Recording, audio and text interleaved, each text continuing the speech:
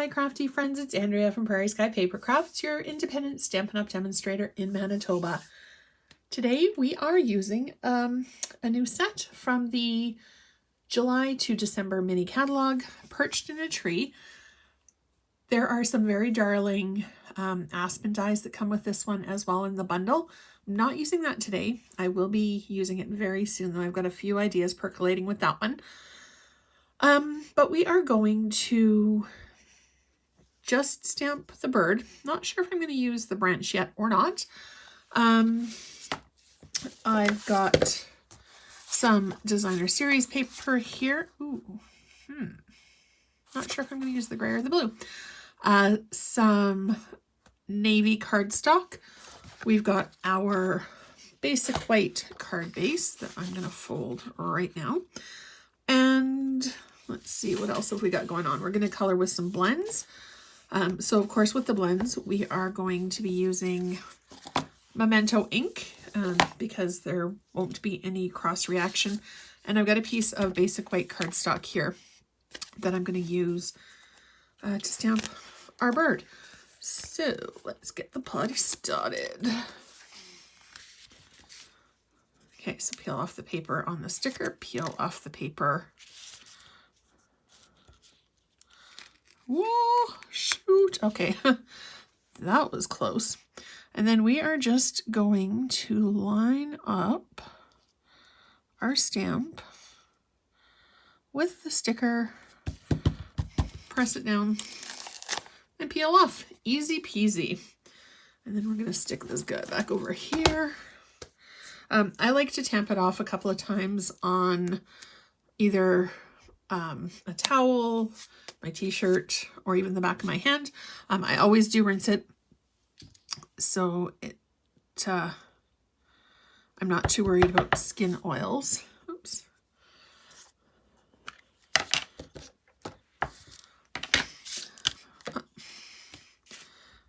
Let's try that again.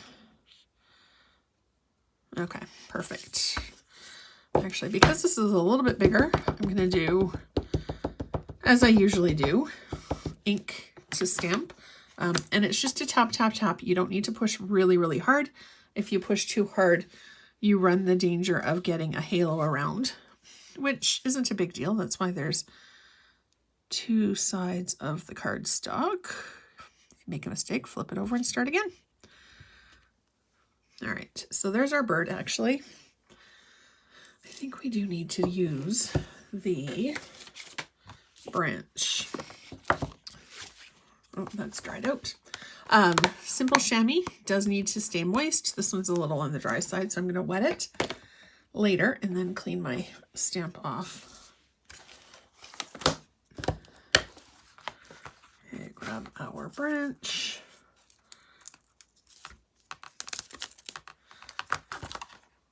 I wasn't sure when I saw this stamp set. I kind of hemmed and hawed. But I decided that I wanted to get it because the bird actually reminded me of the little wrens that we've got that hang out on our patio. We got well, it was a decorative birdhouse, but they've decided to make it their home. So we like to sit out there and watch. They're quite chatty little creatures. I was a little surprised at that. All right. So there we go. Tap, tap, tap.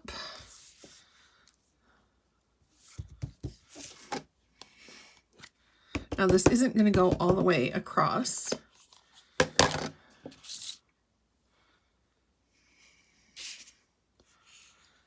But hopefully not too bad. Okay, so we are done with our stamping. We are going to color. I'm just doing little lines, not completely covering the aspen branch.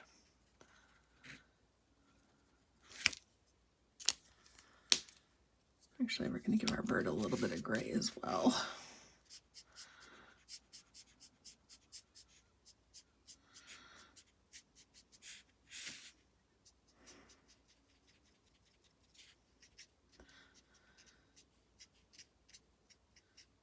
Now I am using a few different colors. What is this? Light Smoky Slate. I've got Light Petal Pink, SU 600, which is one of the neutrals. Yeah, I think that's a good one. And I've also got the Light Real Red, just to give a little bit of color.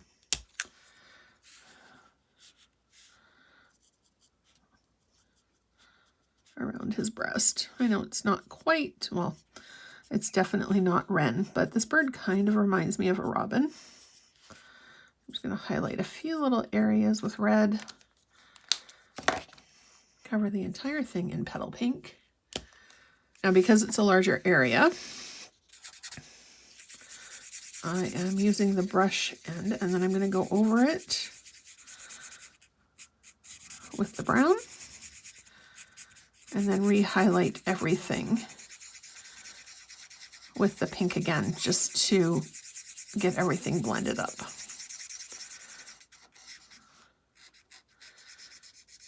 I think we might use a little bit of Stella. Maybe. I'm not 100% sure yet.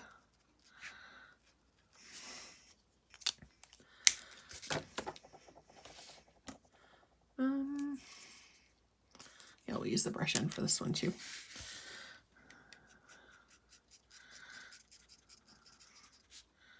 Again, I'm just kind of following the lines a little bit, not too close. I realize this probably won't look like any bird that you've ever seen in nature, but it's all good. A little bit of creative license. I'm actually going to grab a darker brown, I think, for a little bit more highlight.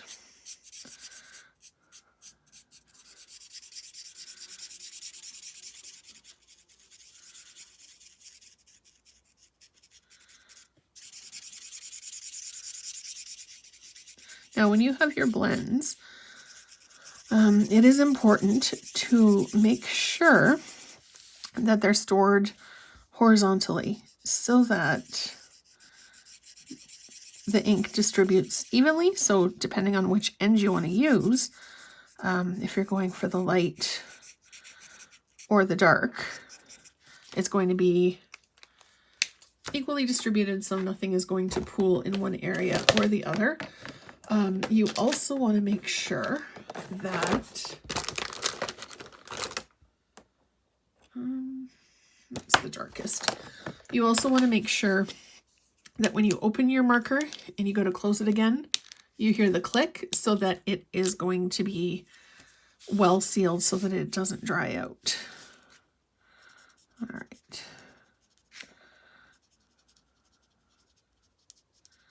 Just going to kind of go over a bit.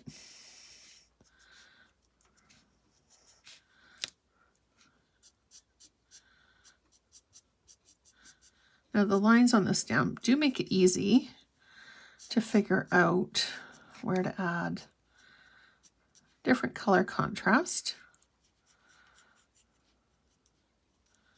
And if you're not familiar with or comfortable with using blends, practice is the best way to get there. You can use, what's the word I'm looking for? The tighter the weave on the paper, the better it is. There will still be some bleed through, but you don't want to use like copy paper or just regular paper, because the ink doesn't really like, and it will bleed, and it won't give you the best result. Personally, I like using either Stampin' Up's regular cardstock or the thick. It does have just the right amount. Oops, there we go. Of play in it. I'm going to go over one more time with the brown, and then I think we'll be done. So you can see with each application of color, it's kind of blending a little bit more.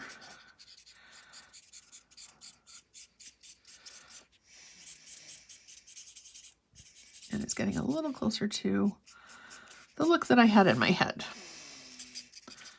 There we go. I think we're done playing with that now. And Stella, where are you?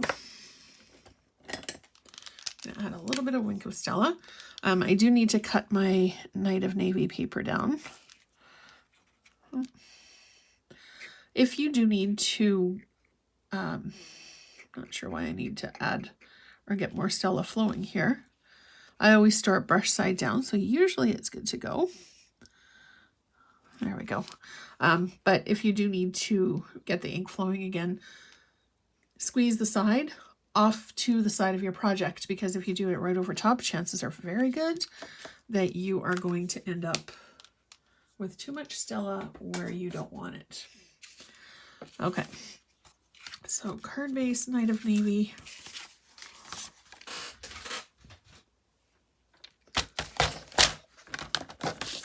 Okay, so this is 4 inches by 5 1/4.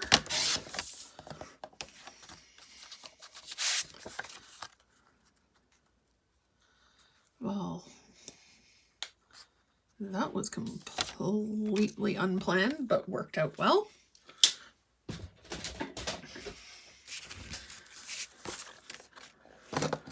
So we've got our card base. And usually when I do bases, it's 1/4 inch in the difference. So 5 1/4 or 4 1/4 by 5 1/2 is the usual size for a card base. And then you just go in 1/4 from there. So 5 1/4 by 4, 5 by 3 3/4. I mean, there is no right or wrong for card layers. You can really do whatever makes you happy. Actually, there really isn't an upside down or a right side up with this paper, but this is the way that it looks like it needs to go for me today.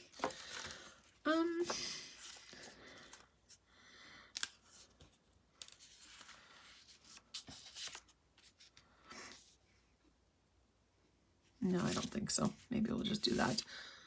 But it does need something else. What does it need?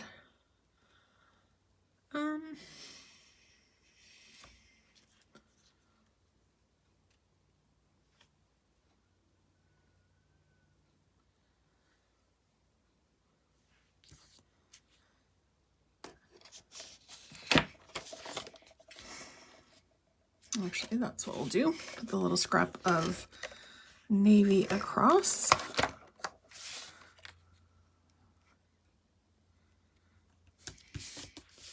And then we'll perch, excuse me, perch our bird on some dimensionals. These are leftovers from a paper pumpkin kit. I always have leftovers from paper pumpkin kits. It's absolutely incredible how much stuff you get in them. Also, during Sale-a-Bration, okay, not sure what's up with that one. You get a free item with every $60 or $120, depending on the price threshold that you spend in Stampin' Up! Products. So if you would like some information on that, I am happy to help you. All right, so there's our bird. Okay, well, that's weird. I have these sitting in the sun, or not in the sun. They're in my window. And clearly, the heat has gotten to them. I'll just grab another pack.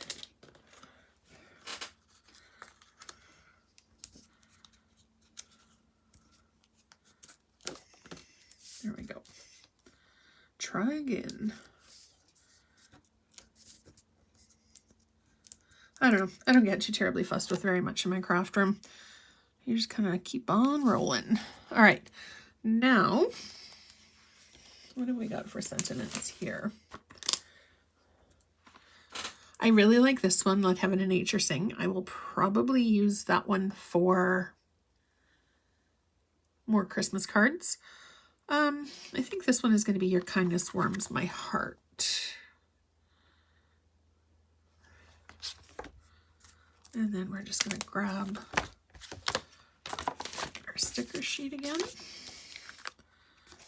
Your kindness warms my heart.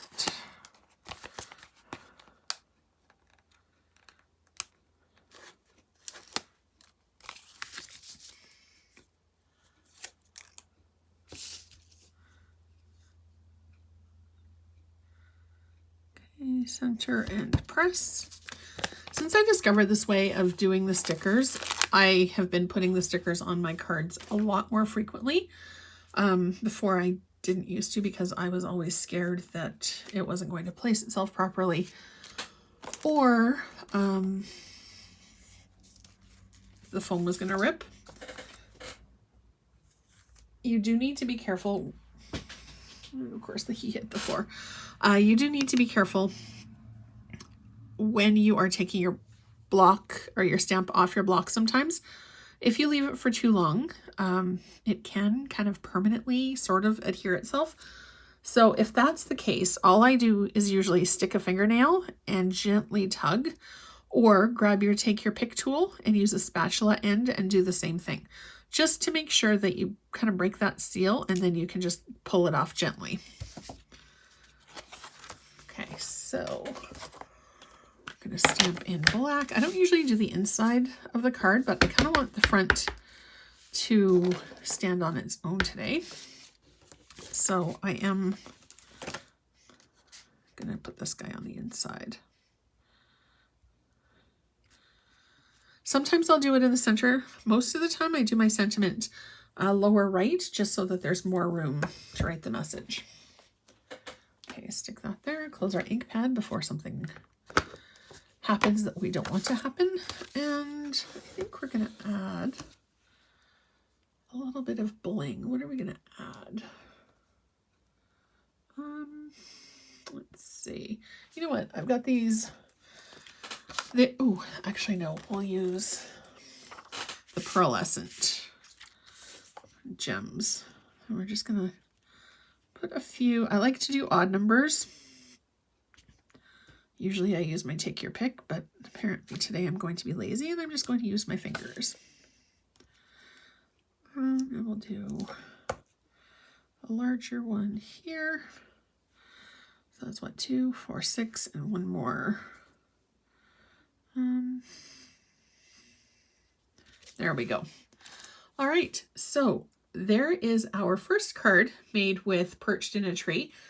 This catalog goes until the end of December 2022. And don't forget as well that with every $60 or $120 Canadian that you purchase, you earn a free Sale-a-Bration item. So thank you so much for watching. As always, I truly appreciate your time.